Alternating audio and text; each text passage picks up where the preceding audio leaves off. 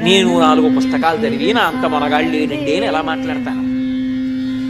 నేను చదవడం మొదలుపెట్టానని గుర్తేమిటంటే నాకు తెలియనివి చాలా ఉన్నాయని తెలుసుకోవడమే చదువులలోకెల్లా గొప్ప చదువు.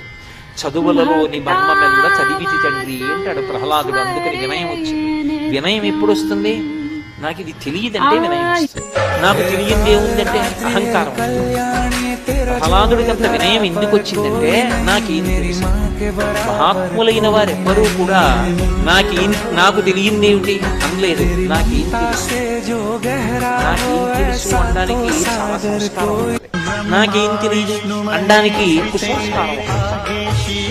కాబట్టి అంతటి వినయ సంపద ఏర్పడేటట్టుగా మనిషి జీవితం అభ్యున్నతి పథంలో నడవడానికి కావలసిన రీతిలో వ్యవసాయముతో కూడుకున్నటువంటి బుద్ధితో కూడినదై ఉండాలి అంటే దానికి